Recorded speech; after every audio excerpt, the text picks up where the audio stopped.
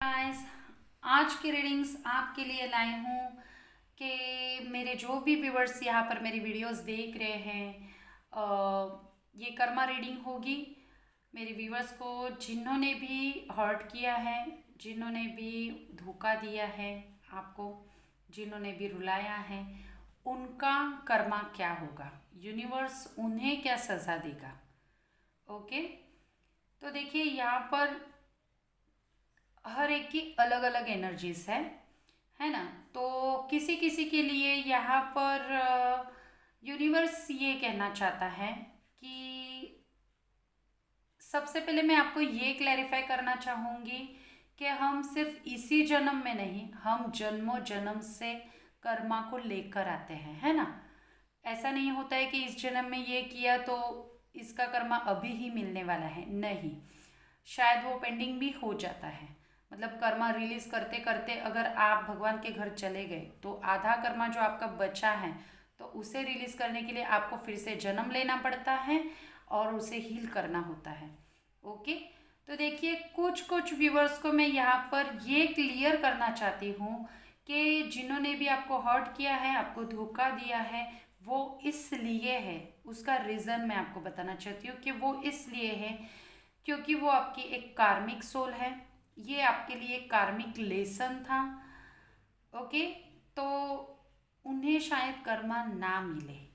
अब आप ये सुनकर शॉक मत होइए, क्यों उन्हें कर्मा नहीं मिलेगा।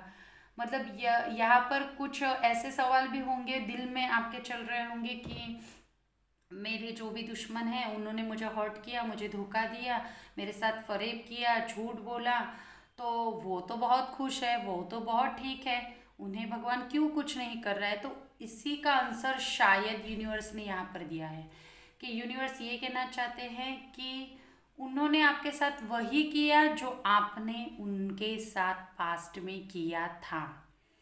अब शायद वो इस पास्ट का भी सॉरी सॉरी इस जन्म का भी हो सकता है, या फिर अगर इस जन्म में आपने किसी का दिल नहीं दुखाया है, सबका अच्छा ही सोचा, सबका अच्छा ही किया है, तो ये कर्मा आपका पिछले जन्म का है।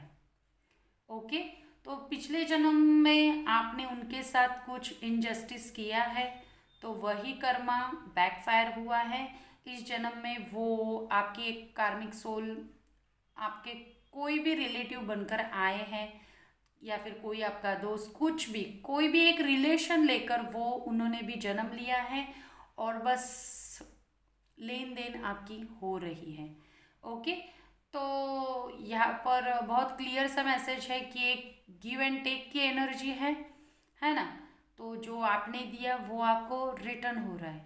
ओके, तो ये एक एनर्जी हुई। और यहाँ पर किसी किसी के लिए जिन्होंने बहुत अच्छा कर्म किया है, बहुत मतलब चैरिटी की, सबका अच्छा ख्याल रखा, अगर फैमिली है तो फैमिली का सब कुछ किया, सब कुछ सुनकर चले, सब कुछ किया, आपके बस में था वो सब कुछ किया, सच्चाई से चले, फिर भी आपके साथ धोखाधड़ी अगर हुई है तो देखिए यहाँ पर कुछ मेरे ऐसे व्यूअर्स हैं जिनके शायद पार्टनर्स हो सकते हैं, जिन्होंने अपनी ईगो में आकर, अपने एरोगेंस में आकर, अपने गुस्से में आकर अपने ईगो को बढ़ावा बहुत दिया था, शायद पास्ट में बहुत अपने ईगो को बढ़ावा दिया था और उसके चलते आपको हर्ट कर गए, है ना। तो अब इनका ईगो भगवान ब्रेक कर रहा है।